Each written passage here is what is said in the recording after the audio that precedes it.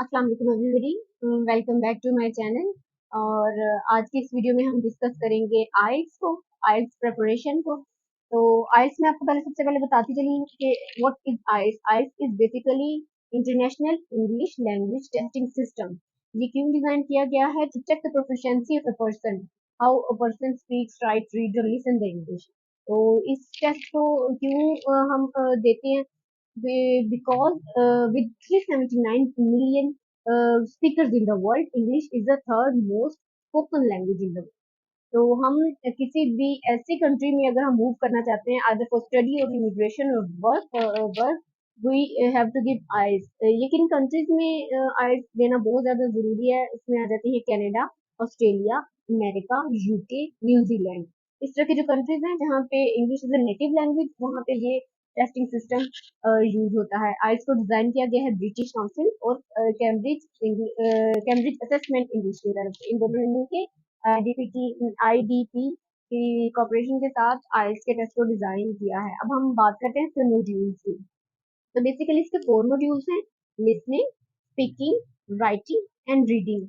For every test taker, listening and speaking is same, जबकि writing और reading जो सी है वो एकेडमिक की और जनरल की थोड़ी मुख्तलिफ है। एकेडमिक टेस्ट जो सा है ना, वो उन लोगों के लिए है जो आगे हायर स्टडीज की तरफ मूव करना चाहते हैं अब्रॉड में, इन कंट्रीज की तरफ। तो उनको एकेडमिक टेस्ट देना पड़ता है, which want to pursue their career. जबकि जनरल के लिए क्या होता है कि जो लोग इमिग्रेशन के लिए अप्लाई करना चाहते हैं, वहाँ पे जाके सेटल डाउन होना चाहते हैं, वहाँ पे वर्क वीजा लेना चाहते हैं, उनके लिए जनरल आइट्स रिक्वायर होता है। तो फर्स्ट हम बात करेंगे पहले जो 2 मॉड्यूल जो सेम है दोनों के लिए, लिसनिंग और स्पीकिंग की। बेसिकली ये टेस्ट जो है सारा ओवरऑल आइल्स ये 2 घंटे का होता है और 40 मिनट का होता है। उसमें क्या होता है कि जो हमारी लिसनिंग है और रीडिंग है और राइटिंग है, ये सेम डे पे होती है, जबकि जो स्पीकिंग है वो वी कैन चेंज दैट। हमारे पास ये ऑप्शन होती है कि हम चाहे 5 दिन पहले दे लें, चाहे 5 दिन बाद दे लें अपने टेस्ट की डेट से। तो स्पीकिंग की बात करें तो स्पीकिंग 11 टू 14 मिनट्स का होता है। स्पीकिंग में सबसे पहले इंट्रोडक्टरी क्वेश्चंस होते हैं, उसमें पूछते हैं कि जी what is your name, from where you are. उस तरह के सिंपल सिंपल से क्वेश्चंस होते हैं, कोई भी इसमें साइंटिफिक या फिर कोई हार्ड एंड फास्ट रूल्स नहीं होते, बिल्कुल जनरल क्वेश्चंस होते हैं। All you just need is to practice practice and practice, उसमें और कुछ भी नहीं है।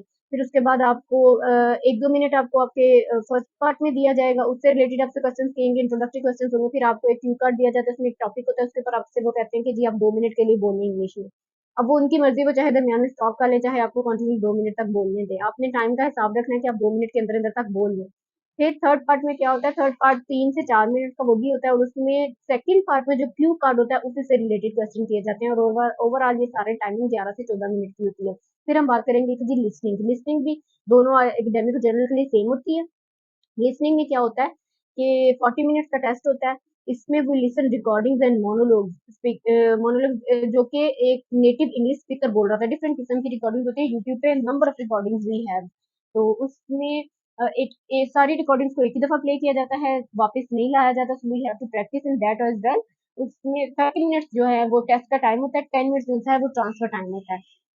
4 सेक्शंस होते हैं इसमें, और इन चारों सेक्शंस में डिफरेंट किस्म के क्वेश्चंस होते हैं। एमसीक्यूज आ जाते हैं, फिल इन द ब्लैंक्स आ जाती हैं, कोई मैप आ जाएगा, और इसी तरह के क्वेश्चंस होते हैं। कोई भी बहुत ज्यादा मुश्किल, बस प्रैक्टिस करनी है क्योंकि वो वापस नहीं जाएगा।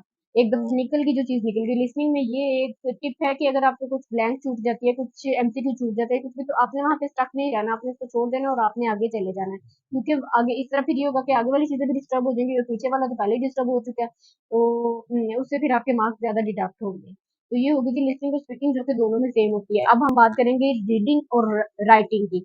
पहले मैं आपको राइटिंग का बता देती हूँ कि जो एकेडमिक होती है, दोनों में होता क्या है कि ये भी 40 मिनट्स 60 मिनट्स का होता है। इसके 2 सेक्शन सेक्शन जो होता है वो 20 मिनट्स का होता है। उस 20 मिनट्स में आपने जो एकेडमिक है उसमें आपको कोई पाई पाई चार्ट, कोई ग्राफ, कोई टेबल, कोई तरह की चीज देंगे और कहेंगे इसको एक्सप्लेन करें, वो आपने 150 वर्ड्स में मैक्सिमम एक्सप्लेन करना होता है। बहुत ज्यादा कोई मुश्किल ये भी नहीं होता।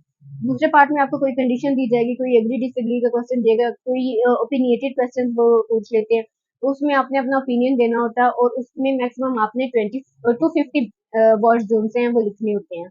अगर हम बात करें जनरल की, तो जनरल में क्या होता है कि जैसे हमारे पार्ट वन में एकेडमिक वाले में ये होता है ग्राफ, चार्ट और टेबल होता है। इस तरह जनरल के पार्ट 1 में क्या होता है, they give you a letter. किसी को भी लेटर लिखना होता है, वो भी आपने 20 मिनट्स के अंदर करना होता है और 150 वर्ड्स के अंदर अंदर करना होता है। और इसी तरह पार्ट 2 में कोई कंडीशनल क्वेश्चन होगा और वो आपने 250 वर्ड्स पे कंप्राइज करना, 40 मिनट्स के अंदर अंदर वो भी करना है। इसमें टाइम मैनेजमेंट बहुत ज़रूरी है, हर एक में टाइम मैनेजमेंट बेसिकली ज़रूरी है, लेकिन इसमें बहुत ज़रूरी है ये ना, पार्ट 1 पे सारा टाइम लगा दें और पार्ट 2 में जो-सा वो आपका टाइम जो-सा वो वेस्ट हो जाए, कम हो जाए, बिकॉज़ जो पहला पार्ट है उसमें आपके 3 बैंड्स हैं और जो दूसरा पार्ट है उसमें आपके 6 बैंड्स हैं। तो इस वज़ह से दूसरे पे आपने ज़्यादा ध्यान देना है। आइल्स के टेस्ट के दौरान आपको घड़ी यूज़ करने की, रिस्ट वॉच यूज़ करने की इजाज़त नहीं होती।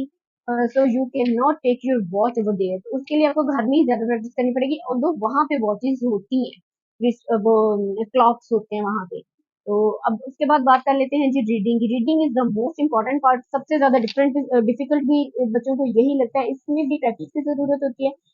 ये भी थोड़ा-सा डिफरेंट होता है एकेडमिक और जनरल का। जनरल में क्या होता है कि 5 पैसेजेस होते हैं, छोटे-छोटे होते हैं लेकिन 5 पैसेजेस होते हैं, और जो एकेडमिक होता है उसमें 3 पैसेजेस होते हैं, बड़े होते हैं। दोनों के अंदर 40 सवाल ही होंगे और ये टेस्ट भी 60 मिनट्स का होता है। इसमें आपको ट्रांसफर टाइम नहीं दिया जाता, so you have to put directly on the answer sheet, put your answer directly on the answer sheet. इसमें क्या है कि आपने क्या करना है, कंसंट्रेशन के साथ करना होता है।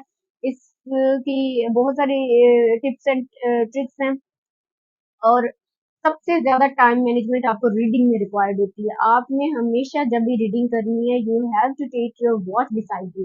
आपको टाइम के अकॉर्डिंगली करनी है। 20-20 मिनट्स के पैसेजेस होते हैं, इसमें भी एमसीक्यूज भी होते हैं, फिल इन द ब्लैंक्स भी होती हैं, और साइंटिस्ट के नेम भी होते हैं, डिफरेंट हेडिंग्स होती हैं, इस तरह के क्वेश्चंस आ जाते हैं। तो ये हो गया जी रीडिंग। ये भी 60 मिनट्स का होता है। लिसनिंग में आपको ट्रांसफर टाइम मिलेगा, रीडिंग में आपको ट्रांसफर टाइम नहीं मिलेगा। इसके ये जी, और जो आइल्स का स्केल है वो उसको रेंज करते हैं फ्रॉम 1 टू 9। 1 टू 9 रिक्वायर्ड होता है इसका। इसका स्केल है। Most of the countries require 6.5 in the minimum and 7 to the maximum. यानी कि 7 तक आप अगर ले लें तो आप एक्सेप्टेबल हो जाते हैं for both academic and general. इसके अलावा अगर आप लोगों को कोई मजीद हेल्प चाहिए हुई, मैंने कैसे क्लियर किया, मेरे 7 बैंड्स कैसे आए, तैयारी कैसे कैसे की जाए, कहाँ से की जाए, तो you can ask in comments, आप मुझसे पूछ सकते हैं। मैं एक और वीडियो पे बना दूंगी अगर आप लोगों को मजीद इस पे इंफॉर्मेशन चाहिए हुई तो that's all for today's video. I hope आपको कुछ ना कुछ समझ आई हो, कुछ पता चला हो what is IELTS. Thank you so much and अल्लाह हाफिज।